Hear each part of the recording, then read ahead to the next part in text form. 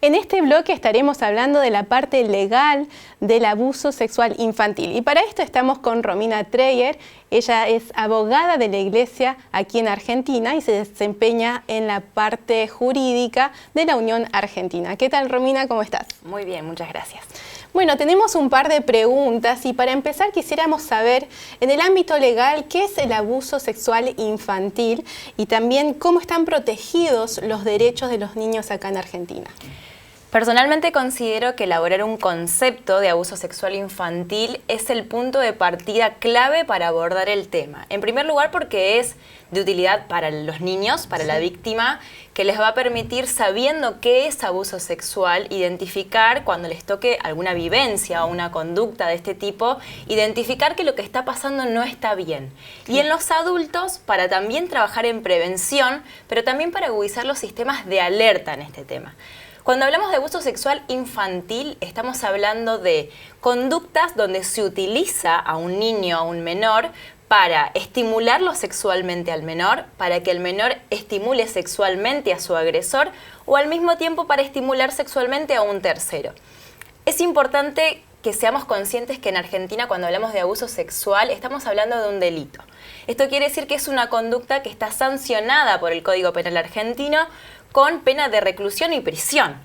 Es un delito que está tratado en los artículos 119 y 120 del Código Penal argentino y contempla tres figuras o tres tipos de abuso sexual, que también es importante conocerlos, porque a veces en el conocimiento popular o en la creencia no diferenciamos lo que conocemos como violación de lo que es un abuso sexual. Y creemos que a veces, si no llegamos al momento del acceso carnal, no hay abuso sexual. Claro.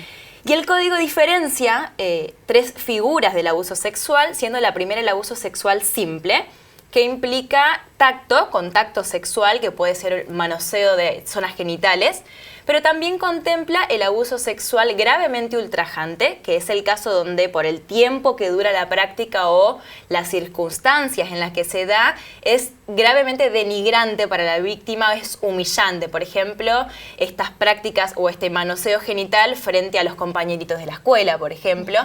O también la última figura que contempla el Código Penal, que es el abuso sexual con acceso carnal, que puede ser por cualquier vía, por vía oral, anal o vaginal, e incluye también el acceso con objetos.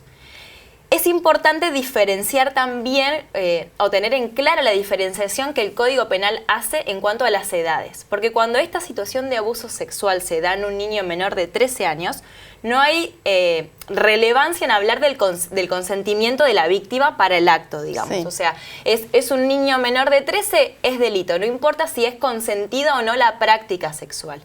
Distinto es el trato que hace el Código a los menores entre 13 y 16, donde los menciona como una categoría especial porque el legislador considera que hay una inmadurez sexual y habrá que probar que el agresor se aprovecha de esa inmadurez sexual para realizar el abuso.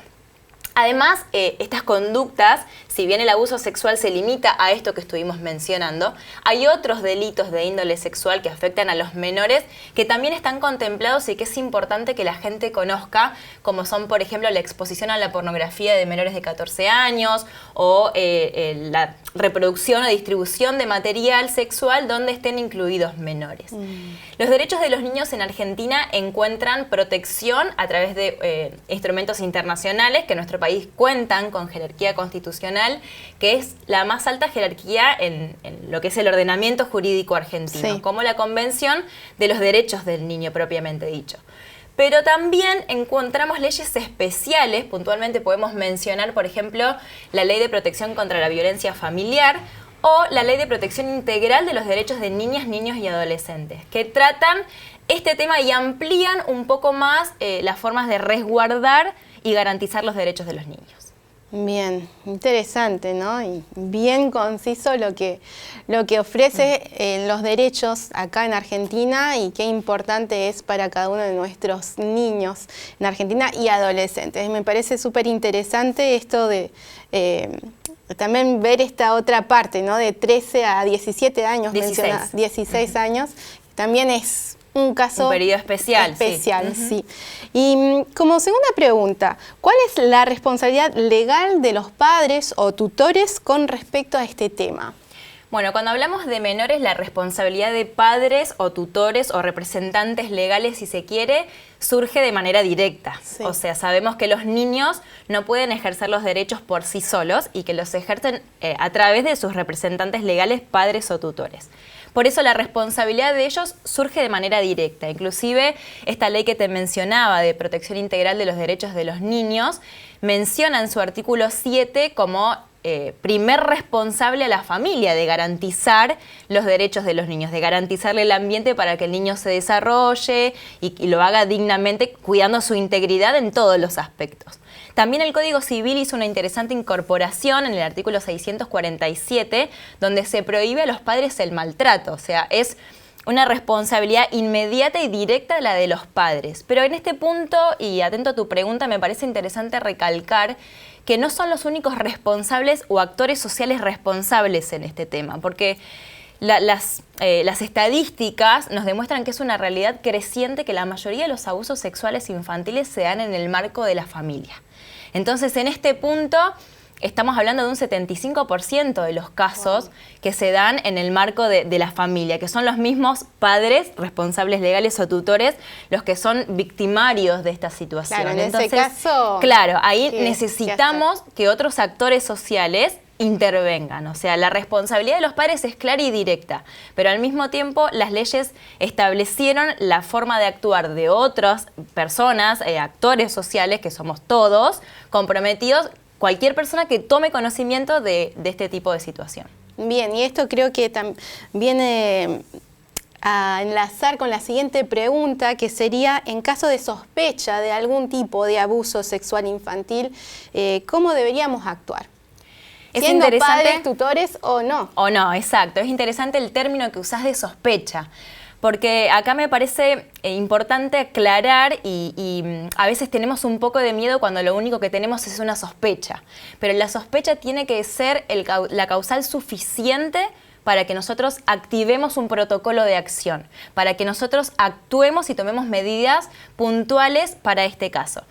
En este punto, como iglesia, es importante saber que contamos con el asesoramiento jurídico desde los campos, desde la iglesia local hasta las asociaciones, ¿no? Hay asociaciones que cuentan con su cuerpo jurídico local, digamos, pienso en la Asociación del Norte, que tiene su abogado propio, la Asociación Bonaerense o la Misión Bonaerense del Norte también, y los demás campos están asesorados jurídicamente desde la Unión.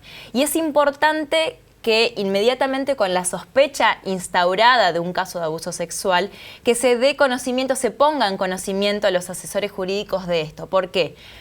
Nosotros ahora yo te voy a enumerar una serie de casos y medidas que podemos tomar frente a una sospecha, que a priori parecen simples, pero que en la práctica pueden resultar complejas en su implementación. Sí. ¿Por qué? Se me ocurre, por ejemplo, lo que sucede en la mayoría de los casos, que es la victimización del victimario. Entonces vienen las denuncias de trato discriminatorio, de por una sospecha me estás injuriando y acusando, y son situaciones que tienen que manejarse con mucho cuidado. Es muy delicado. Exacto. Sí. Y es importante hablar de esto de la sospecha o la duda, porque en los casos de abuso sexual es algo que se da generalmente en un ámbito privado, en un ámbito íntimo. Entonces es difícil que en este caso, en estos tipos de delito, se tenga una prueba o una evidencia del delito. Exacto. Acá va a ser fundamental el testimonio del niño, pero también todos los indicios. Entonces, frente a cualquier sospecha, se tienen que activar en los adultos las alarmas para captar los indicios que van a ser prueba en estos casos, ¿no? Claro. Lo más importante en caso de duda, lo primero que tenemos que hacer es velar por la protección del bien jurídico primordial y superior, que es el niño. Sí. ¿Qué implican esta protección del bien jurídico superior? Dos cosas. Primero, evitar la reproducción de la situación donde se sospecha que el niño pasó por esto. En algunos casos no va a ser posible. Si el abuso o la sospecha de abuso se da en el ámbito familiar, nosotros como actores no vamos a poder evitar esa representación o ese momento donde el niño lo vive. Pero sí, si se da en el marco de las actividades de la iglesia, por ejemplo. Entonces, lo primero que hay que hacer es suspender y evitar que esa situación vuelva a ocurrir. Y lo segundo, que es muy importante, es no revictimizar al niño. Por eso insisto con lo de la sospecha.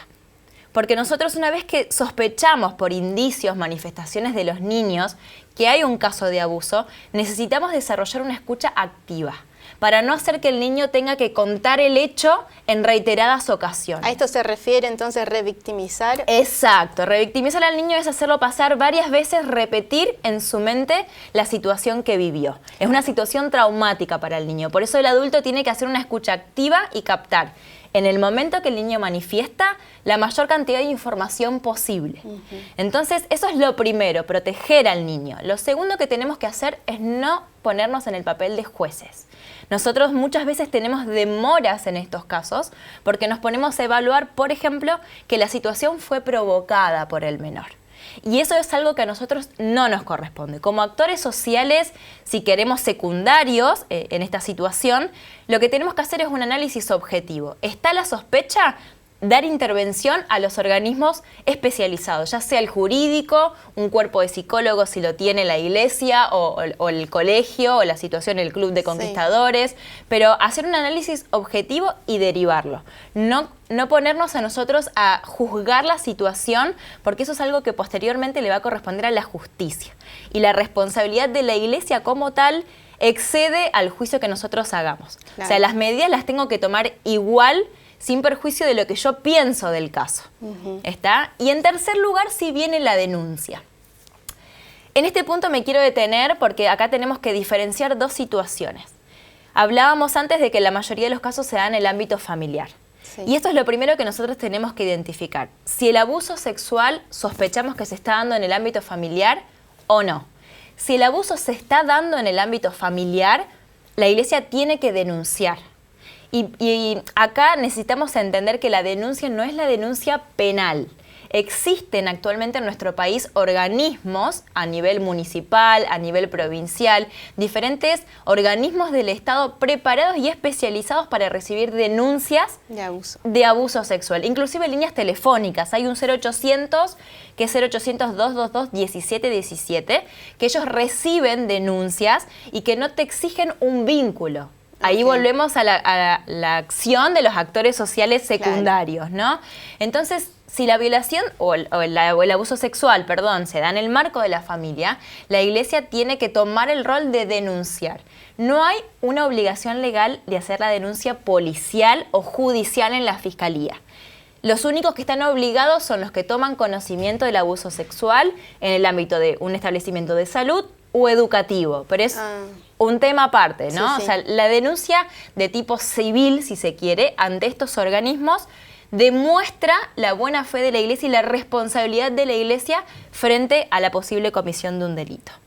Si la denuncia, si el abuso sexual, se está dando fuera de un ambiente familiar, o sea, se sospecha que el victimario no es alguien de la familia, lo primero que tenemos que hacer como iglesia es notificar a la familia de la situación.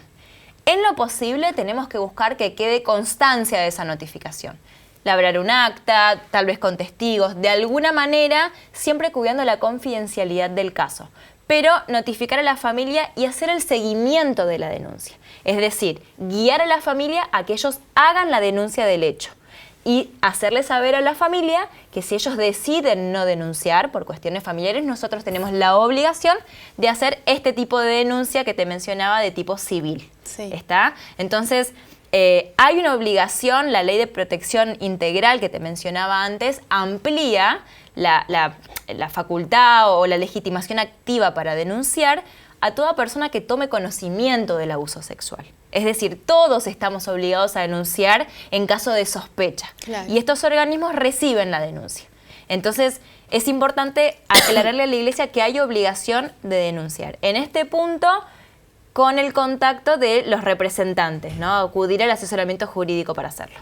Con todo esto que decías, me parece súper interesante de ver que todos estamos involucrados, de estar atentos, me parece, a estas situaciones. Y en parte creo que contestaste la última pregunta, pero quizás hay algo más para mencionar con respecto a qué debería hacer la iglesia, cómo debería actuar la iglesia en una situación de abuso sexual infantil. Bien, tu pregunta me da pie para hacer una diferenciación interesante para marcar la responsabilidad que como iglesia podemos tener. En este punto tenemos que diferenciar dos situaciones que pueden darse. La primera es enterarse que un miembro de iglesia, un participante, un niño que asiste a la iglesia, está sufriendo una situación de abuso. Volvemos al tema de la sospecha. En ese caso procedemos como explicamos recién en la pregunta anterior con lo de la denuncia, cuidar al niño, no ponernos en jueces, darle intervención al departamento jurídico, a un cuerpo de psicólogos si existiere, Sí.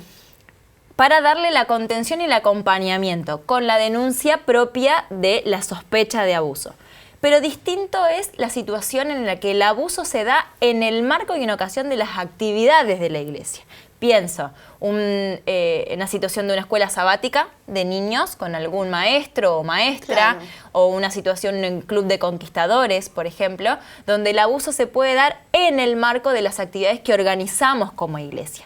En este punto la responsabilidad se acentúa lógicamente, porque nosotros somos responsables de velar por la seguridad del niño en ese contexto. En este punto es interesante plantear o desafiar a cada iglesia local en trabajar en la prevención de esta situación. ¿En qué sentido? Primero, en la designación de los adultos responsables, de los adultos a cargo de esta actividad, de conocer sus antecedentes, de indagar un poco más al momento de elegir la persona que va a estar a cargo, Qué ¿no? importante. Exacto, y es algo también a trabajar, como hablábamos antes, con delicadeza, porque también van a surgir estas situaciones de discriminación que hay que manejarlas con mucho cuidado también. Lo segundo es, una vez que la persona está seleccionada, capacitarlos en esta línea, capacitarlos en qué hacer si sospecho, o sea, que la persona designada esté capacitada. Y lo tercero es tomar las medidas de seguridad apropiadas para el caso. Siempre que hay niños, hay un riesgo y la obligación de seguridad de la iglesia o de la organización es mayor. Entonces tenemos que velar por desarrollar medidas de seguridad, por ejemplo, no dejar a un grupo de niñas con un adulto hombre solos en un lugar cerrado, o sea, tomar las medidas de seguridad que garanticen o al menos disminuyan al máximo posible las posibilidades, valga la redundancia, que ocurra un caso de abuso sexual dentro de nuestro marco. Acá, ¿por qué hacemos insistencia en esto? Porque el código mismo, el Código Penal, marca como un agravante de estas figuras las relaciones de confianza que se pueden dar, por ejemplo, dentro del marco religioso. O sea, el niño tiene una relación de confianza especial con su maestro de escuela sabática, con su consejero, con su director de club.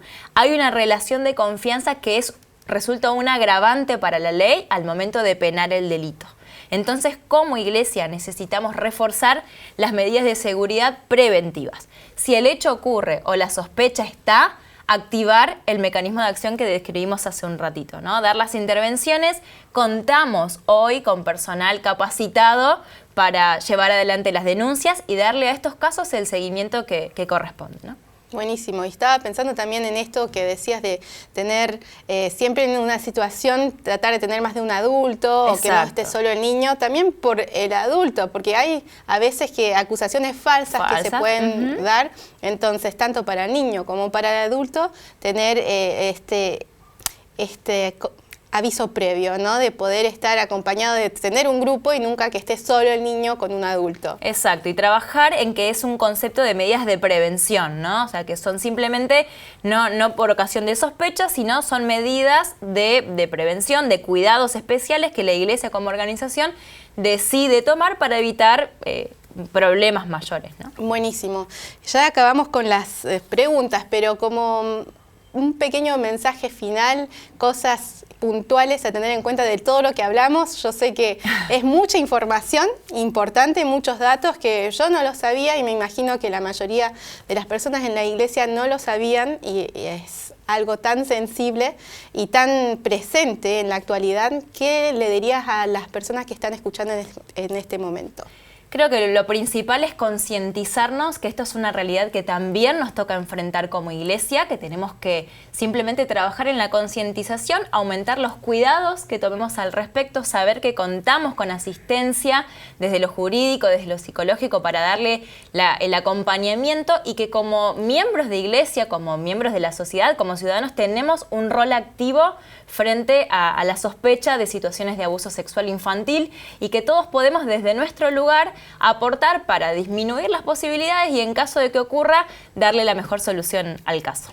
Buenísimo, muchas gracias Romina gracias a ustedes. Por todo esto que nos contaste y bueno, con esto terminamos entonces estos bloques que tenemos de Rompiendo el Silencio este año hablando de del abuso sexual infantil y espero que hayan podido aprender y también que pueda ser de gran utilidad en cada una de sus iglesias.